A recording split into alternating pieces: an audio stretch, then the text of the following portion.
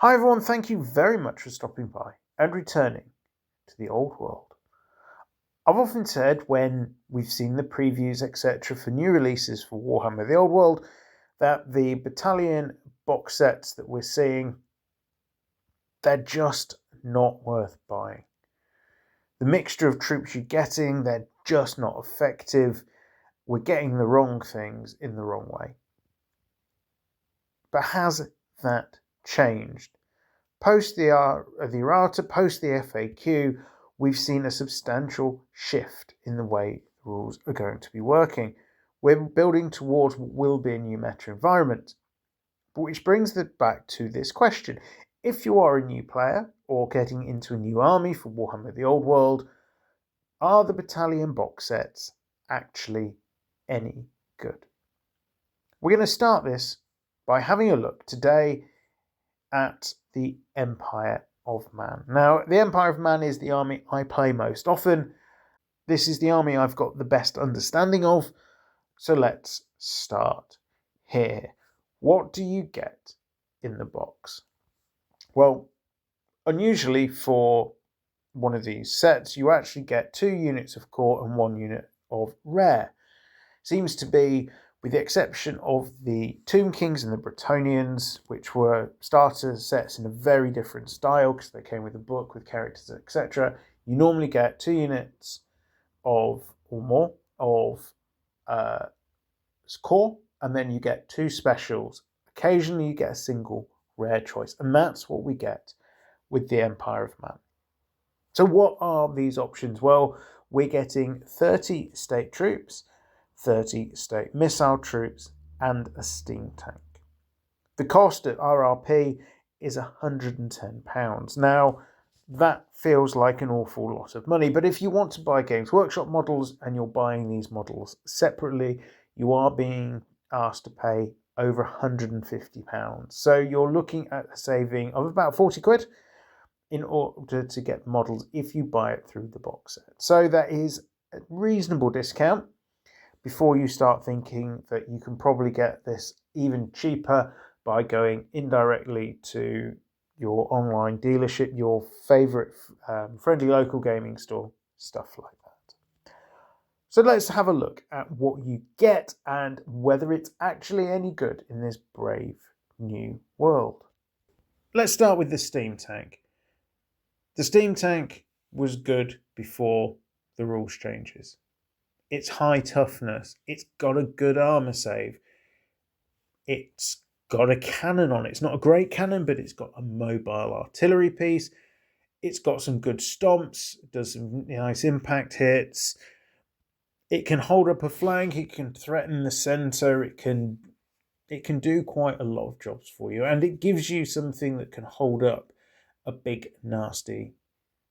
It's unbreakable, so it's going to take a lot of grinding down if your opponent wants to get involved.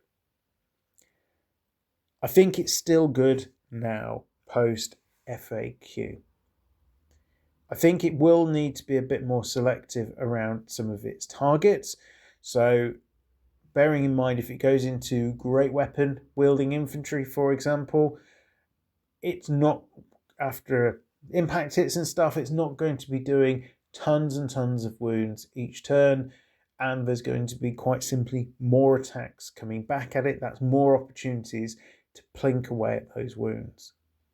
That being said, I think it is still fulfilling largely the same role. Pretty much every army for the Empire that's looking to be competitive, I think, takes a steam tank, or at least seriously considers one, because there's just simply nothing else that really does the job in quite the same way. Alternatives might include, in an ideal world, things like flagellants. They were rubbish before the FAQ though. They were just simply not tough enough, and with the changes being made to Frenzy and to Flail, I think they're even worse choices now. So Steam Tank is definitely worth it. If you're new to Empire, you almost certainly want to get one of these into your army. Next up, what have we got? We've got 30 state troops. These come with a variety of weapons, so can be equipped with halberds or spears. Now, state troops are one of the units that's had a massive buff, be it they regular state troops or veteran state troops with the new infantry rules. I've done a separate video on looking at state troops and whether they're going to be effective or not. And I think in the new meta, I think with objectives and the fact that we're now fighting in an extra rank, you've got the parry save from having hand weapon and shield, the opportunity to crack back and change weapon during an ongoing fight, so switching to those halberds for the second round of combat if you're still going at it, throwing some detachments. I think infantry are really going to start appearing more and more on the tabletop. You're going to need some of these, and they're going to have more and more ways of just dealing with the opposition. Pre-FAQ, you didn't want these guys, you wanted knights. You maybe wanted state missile troops if that was your bag. What you absolutely didn't want was a bunch of blokes with spears or halberds, because they simply achieved nothing. That's absolutely no longer the case. And state troops, they're a core choice. You're going to want to spend you pretty close to your minimum of core, because there's so much good stuff in special and rare that you can pick for Empire. These guys are now an option. Finally, what you get is 30 state missile troops. So these lads can come with crossbows, or they could come with handguns, which there's enough stuff in the kit to equip either 30 handguns or 30 crossbows or 15 of each. What this did mean historically was if you wanted to go heavy into a gun line, you could equip all 60 models potentially with missile weapons, because you had 30 handguns and 30 crossbows to play with. I don't think you want to do that anymore. I do think that state missile troops, they're not the greatest, let's face it. Ballistic skill 3, hitting on 4s normally, long range 5s, other modifiers, it starts to get really difficult to hit things. But again, I think we're going to start chasing a meta where there's going to be more infantry on the tabletop, things that are a little bit more vulnerable to missile fire and stuff that, quite frankly, isn't going to want to come steaming across the board at you. It wants to take and hold ground, just in the same way as your big blocks of infantry do. And this makes them vulnerable to having to make choices and being plinked away at by state missile troops. It's also a unit that could hold a home objective, for example. Crossbows, 30-inch range, can sit nice and deep on the table and just plink away, taking a couple of wounds here, a couple of wounds there, stuff like that. Are they the best thing in the core choices?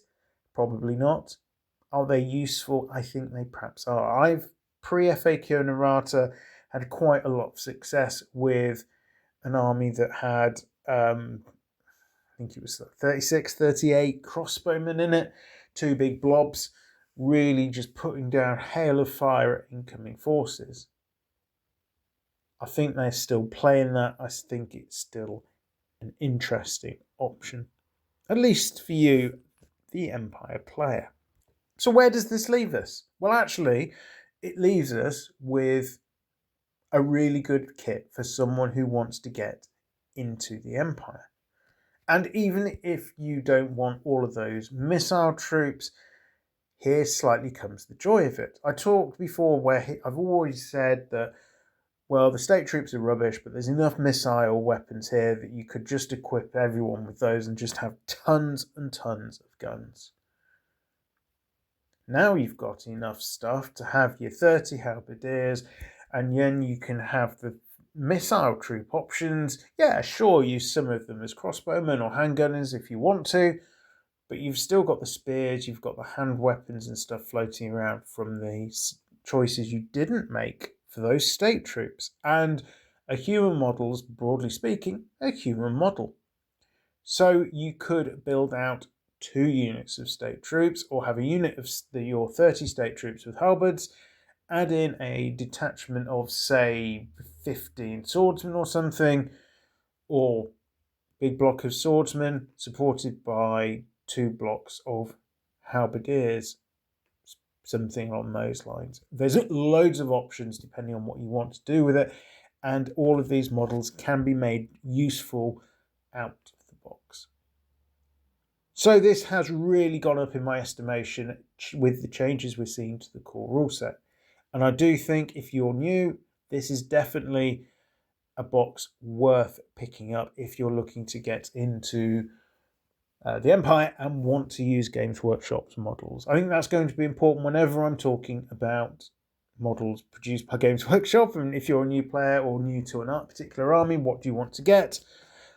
Because let's face it, there's tons and tons of quality 3D prints of alternative figure ranges that are out there now, particularly for the human factions. So